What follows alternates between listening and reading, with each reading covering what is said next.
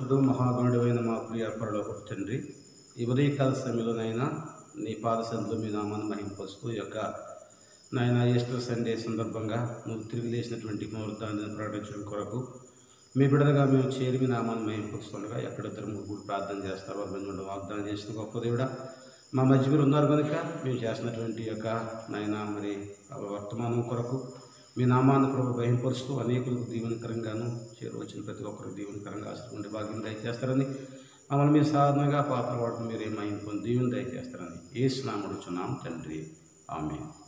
ప్రభునందు ప్రియులైన మరి సంఘ బిడ్డలందరూ కూడా ప్రభు గారి వందనాలు చెల్లిస్తూ ఉన్నాను. అంతేకాకుండా ఈస్టర్ శుభాకాంక్షలు తెలియజేస్తూ ఉన్నాను.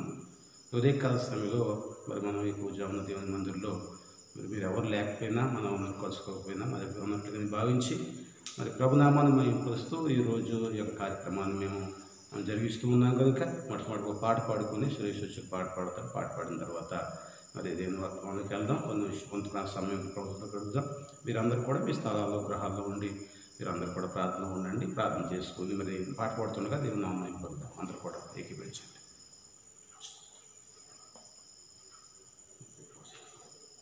విజయ గీతము మనసార నేను పాడేదా, నా విజయముకై ప్రాణత్యాగము చేసావు నీవు, పునరుద్ధానుడనివే నాలాపనానికే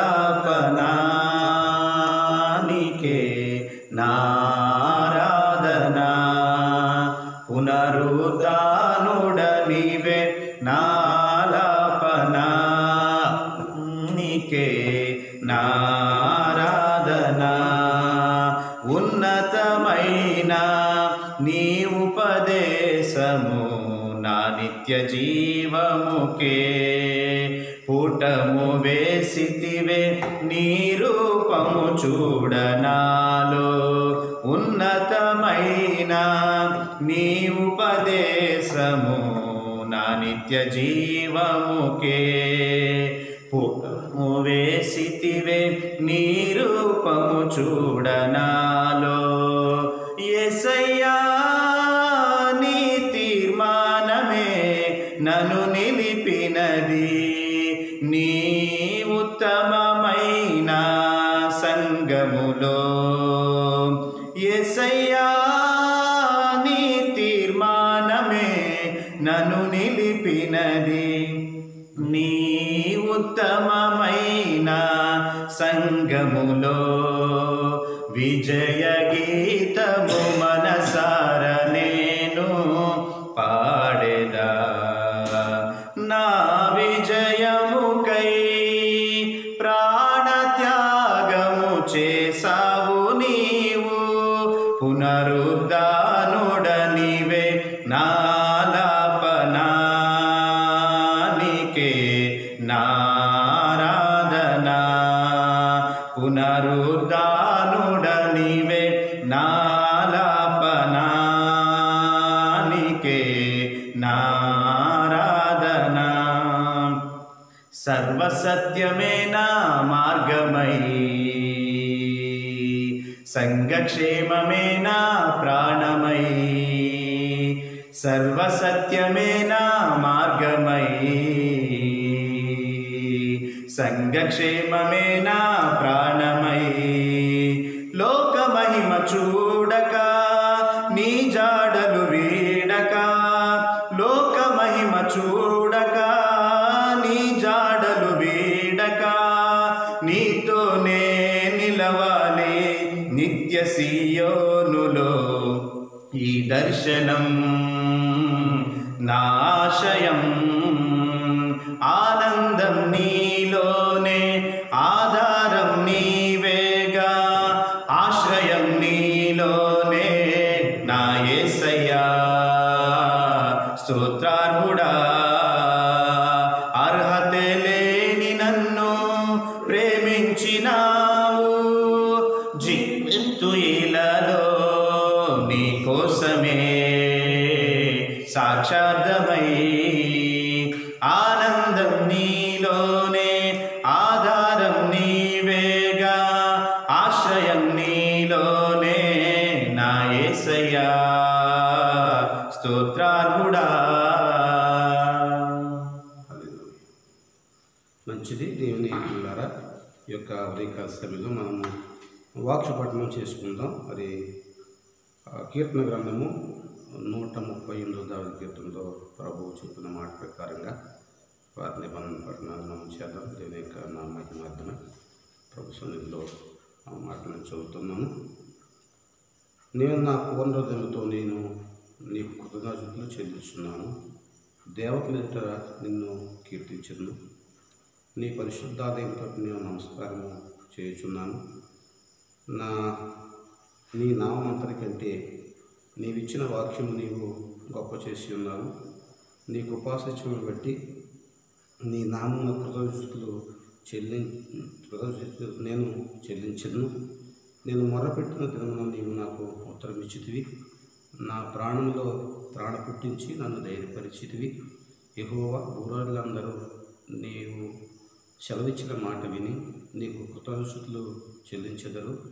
యెహోవా మహిమ ప్రభావం గలవాడని వారు యెహోవా మార్గమును గూర్చి గానం చేయుదురు. యెహోవా మహోన్నతుడైన ఆయన దీనులను లక్ష్యపెట్టును. ఆయన దూరము నుండి గర్విష్ఠులను బాగుగా ఎరుగును. నేను ఆపదలో చిక్కబడి ఉన్నాను. నీవు నన్ను బ్రతికించెదవు. నా శత్రువుల కోపం నుండి నన్ను రక్షించుటకై నీవు నీ చేయి చాకుదవు. నీ కుడి చేయి నన్ను రక్షించును. యెహోవా నా పక్షమున కార్యము సఫలం చేయును. యెహోవా నీ కార్యము నిరంతరముండును. నీ చేతి కార్యములు విడిచిపెట్టకును. దేవుని స్తోత్రం. హల్లెలూయా. దేవుని యొక్క నామమును బట్టి మరి కీర్తనకారుడు ఈ 138వ దావీదు కీర్తనలో మరి సెలవిచ్చే రీతిగా మరి కీర్తనకారుడు సెలవిచ్చిన మాటలు బట్టి మనం ఆలోచన చేసినట్టయితే మరి 7వ వచనం అంటాడు, నేను ఆపదలో చిక్కబడి ఉన్నాను. నీవు నన్ను బ్రతికించడవు. నా శత్రువుల కోపం నన్ను రక్షించుటకై నీ చేయి చాపెదవు. నీ కుడి చేయి నన్ను రక్షించును అని చెప్తున్నాడు. కనుక దేవుడైన తండ్రి అయిన యెహోవా హస్తం మనల్ని రక్షించేదిగా ఉంది, కాపాడేదిగా ఉంది, విడిపించేదిగా ఉంది, మనం బలపరిచేదిగా ఉంది. మరి మనం ఈరోజు యేసుక్రీస్తు వారు పునరుద్ధరణుడై మరి లేచినటువంటి రోజు మనము దేవుని నామాన్ని మహిమపరుస్తూ ఉన్నాం. ఆయన మరి లేచిన కారణం బట్టి తిరిగి ఎందుకంటే ఈ లోకంలో ఉన్న వారికంటే దేవతల కంటే లేక ఈ లోకంలో పూజించే మరి 3 కోట్ల మంది దేవతల కంటే కూడా మన ప్రభు గొప్పవాడని చెప్పడానికి కారణం ఏంటంటే ఆయన జన్మలో ప్రత్యేకత ఉంది, ఆయన మరణంలో ప్రత్యేకత ఉంది, ఆయన తిరిగి లేవటంలో కూడా ఒక ప్రత్యేకత కనపడతా ఉంది. ఎందుకంటే ఈ లోకంలో ప్రతి వ్యక్తి కూడా మరి ఆ జన్మలో తల్లిదండ్రుల యొక్క మరి ద్వారా జన్మించడం చూస్తాం. యేసుక్రీస్తు వారికి మరి తల్లి తప్ప తండ్రి పరిశుద్ధాత్మ దేవుడిగా మనం చూస్తూ ఉన్నాం. అలాగే మరణం కూడా ఎవరైనా తప్పు చేస్తే లేక ఏదైనా మరి నేరం చేస్తే శిక్ష అనుభవించి మరణం పొందుతారు. కానీ యేసుక్రీస్తు వారు ఏ నేరం చేయకపోయినా మరి ఆయన శిక్ష అనుభవించి మనందరి కొరకు మరి నశించిన దాన్ని రక్షించడానికి లోపలికి వచ్చారని చెప్పినటువంటి ప్రభు ఏ పాపి నశించుకోవడం ఇష్టం లేక వారందరి కొరకు మరి గొర్రె పిల్లవలే తన ప్రాణాన్ని పెట్టి ఆయన మరణించడం దాంట్లో ప్రత్యేకత చూస్తూ ఉన్నాం. మరి 3వదిగా మరణం గురించి చూసినప్పుడు మరి ఆయన మృత్యుంజయుడే తిరిగి లేవడం మనం చూస్తూ ఉన్నాం. మరి లోకంలో మనం చూసినట్లయితే ప్రపంచంలో అనేక మంది గొప్ప గొప్ప వారు కానవచ్చు, రాజకీయ నాయకులు కావచ్చు, లేకపోతే దేశాన్ని పరిపాలన చేసినటువంటి నాయకులు కావచ్చు, ఎవరైనా వారికి చరిత్ర ఉంది. కానీ వారు తిరిగి లేచిన చరిత్ర ఉందంటే అది మన ప్రభు యేసుక్రీస్తు వారికి.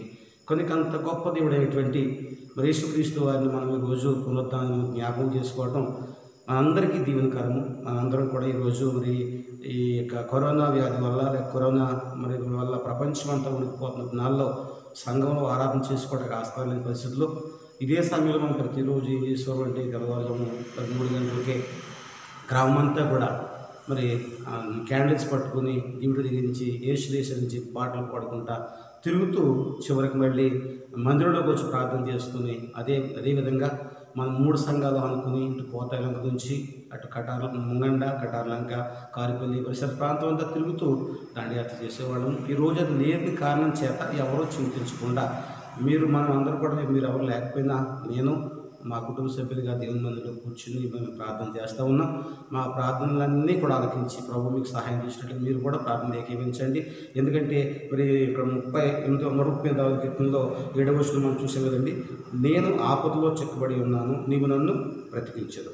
నా శత్రువుల కోపం నుండి నన్ను రక్షించడికై నీవు నీ చేయి చాపెదవు, నీ కుడి చేయి నన్ను రక్షించు.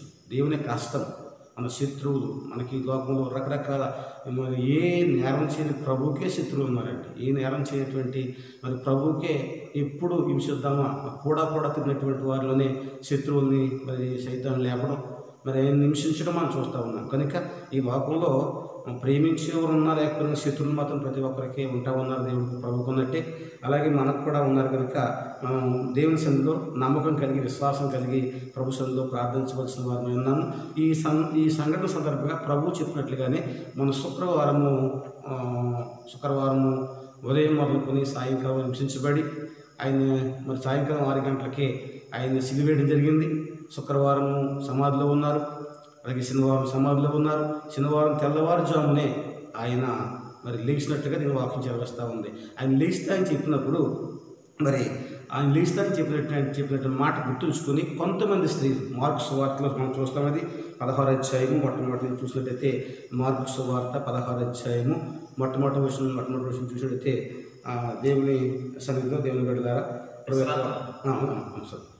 విశ్రాంతి దినము గడిచిపోగానే మగ్దలేని మరియు యాకోబు తల్లి అయిన మరియు సలోమే వచ్చి ఆయన పూయవల్లని సుగంధ ద్రవ్యములను కొనిరి. వారు ఆదివారం పెందలకాడే లేచి సూర్యోదయమైనప్పుడు సమాధి వద్దకు వచ్చుచుండగా సమాధి ద్వారం నుండి మన కొరకు ఆ రాయి ఎవరో పొర్లించునని ఒకరితో ఒకరు చెప్పుకొని చుండి వారు వచ్చి కన్నులెత్తి చూడగా ఆ రాయి పొర్లింపబడి చూచిరి. ఆ రాయి ఎంతో పెద్దది. చాలు.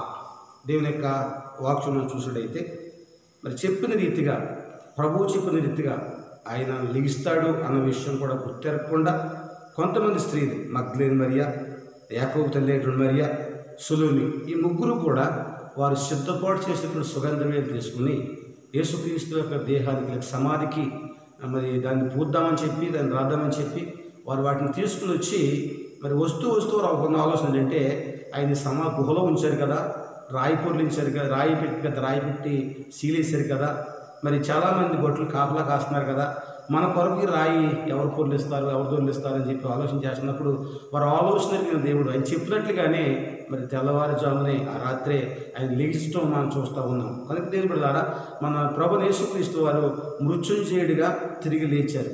మన ఆ చింత యావత్తు కూడా ఆయన మీద వేసినప్పుడు ఆయన లేగటమే కాకుండా అనేక మందికి దీంట్లో మరి ఆ యొక్క 16వ అధ్యాయంలోనే మనం చూసినట్టయితే 9వ వచనం చూడైతే ఆదివారం తెల్లవారినప్పుడు యేసు లేచి తాను 7 దెయ్యములు పట్టిన 9వ వచనం అండి. ఆదివారం తెల్లవారినప్పుడు యేసు లేచి తాను 7 దెయ్యములు పట్టిన మగ్దలేని మరియకు మొదట కనబడింది. స్తోత్రం హల్లెలూయా.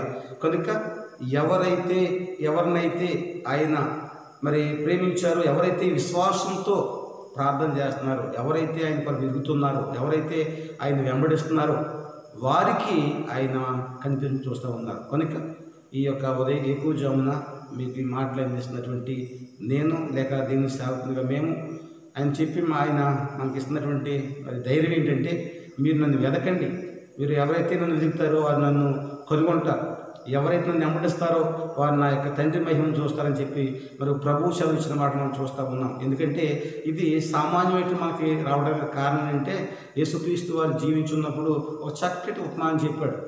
ఒక వ్యవసాయకుడు తన పొలంలో ద్రాక్ష తోట వేయించి దాని చుట్టూ కంచి వేసి దాంట్లో బురుజులు నాటించి దానికి అనేకమైనటువంటి ఏర్పాట్లన్నీ చేసి కొంతమంది మరి కాపులకు గుత్తకిచ్చి దాన్ని దేశాంతరం వెళ్ళిపోయినట్లుగా మరి ఆయన ఉపమానం చెప్పారు. దేశాంతరం వెళ్ళిన తర్వాత మరి చాలా కాలం వరకు రాకపోయేసరికి ఈ కాపు కాసేటువంటి నాయకులు ఇదంతా మాదే అన్న ఉద్దేశంతో వారు దాన్ని స్వాధీనపరుచుకున్న సమయంలో మరి అనుకోని సమయంలో యజమానుడు తిరిగి వచ్చి తన ఆస్తి కొరకు, తన యొక్క సంపద కొరకు కొంతమంది పనివారిని పంపితే ఈ యొక్క కాపు కాసే రైతులు, గుర్తుకిచ్చుకున్న రైతులు వారిని హింసించారు. కొంతమంది కొట్టారు, కొంతమంది చంపారు. చివరికి ప్రభు చెప్తాడు, తన ఏకైక కుమారుడైనటువంటి మరి తన కుమారుని పంపిస్తే సన్మానిస్తారు అనుకుని ఆ కుమారుని పంపించినప్పుడు మరి ఆ యొక్క కాపు కాసేటువంటి రైతులు ఆలోచన ఏంటంటే, ఇతడు వారసుడు, ఇతను వస్తున్నాడు కనుక ఇతన్ని మనం చంపితే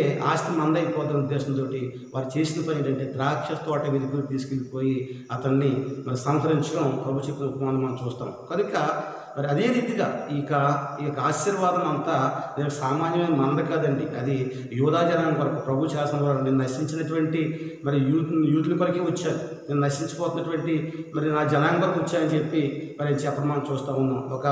ఆ స్త్రీ వచ్చి ప్రభుతో అంటుంది, ప్రభువా నా కుమారుడు మరి జబ్బుతో ఉన్నాడు, నా కుమారుడు రక్షించమంటే ఆయన అంటాడు, నా పిల్లలునేటువంటి కుటుంబం తీసుకుని ఇంకొక పిల్ల ఇవ్వటం యుక్తం కాదు కదా అన్నప్పుడు మరి ఆయన పిల్లలు ఎవరంటే దృష్టిలో యూదులుగా మనం చూస్తూ ఉన్నాం. కానీ దేవుని ఆశ్చర్యకరంగా ఆ యొక్క స్త్రీ అడిగిన మాటలు బట్టి ఆ కుక్క పిల్లలు కూడా మరి బల్ల మీద పడ్డ రొట్టె ముక్కలు తినడానికి వరకులే కదా ప్రభా అన్నప్పుడు, అమ్మ నీ విశ్వాసం గొప్పదని చెప్పి ఆమెను కూడా మరి జాబితాలో చేర్చుకున్న రీతిగానే ఈ యొక్క ఉదయకాల సమయంలో మనము దేవునికి వ్యతిరేకంగా ఉన్నా, దేవుణ్ణి అంగీకరించకపోతున్నా, లేక దేవుని యొక్క దృష్టిలో లేక లోకంలో నశించిపోయే వరకు ఉన్నా కానీ దేవుడు ఆశ్చర్యకరంగా మరి ఎవరికైతే ఆ తోట ఇస్తే ఆ తోట వారు స్వాధీనించి దాన్ని ఆక్రమించుకోవడం ప్రయత్నం చేశారో దాన్ని తీసి ఎలాగైతే మరి మిగతా వారికి ఇచ్చాడో మరి యజమానుడు, ఆ రీతిగా మరి ప్రభు యొక్క కార్యాలు, దేవుని కార్యాలు లోకమంతా కూడా వేళ అనిపించిన ప్రభు చూపిస్తూ ఉన్నారు.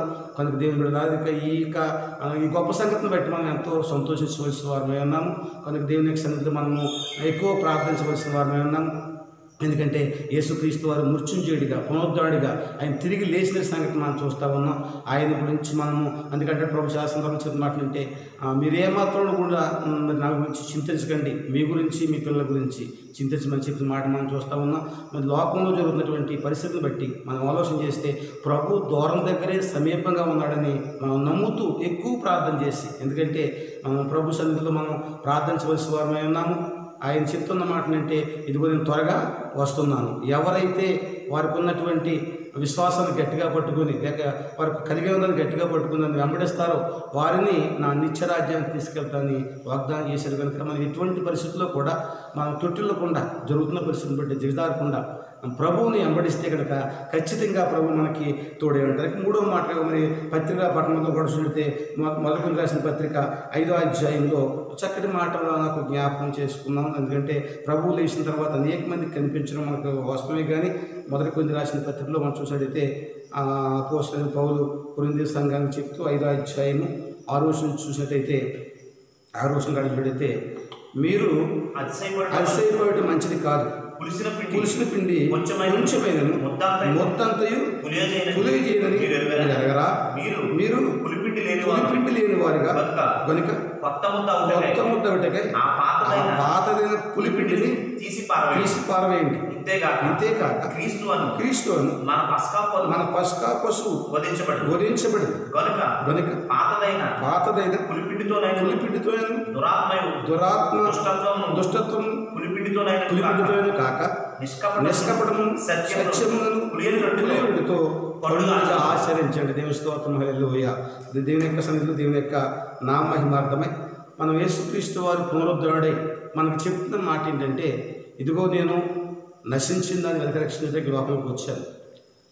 ఏ పాపి నశించడం నా చిత్తం కాదు, కానీ ప్రతి ఒక్కరు కూడా నా రాజ్యంలో, నా మహిమలో ఉండాలి అని ప్రభు ఉద్దేశం కలిగి ఉన్నారు. ఇక్కడ మనం చూసినప్పుడు మనం ఎంతవరకు అనేక పండుగలు ఆచరించాం.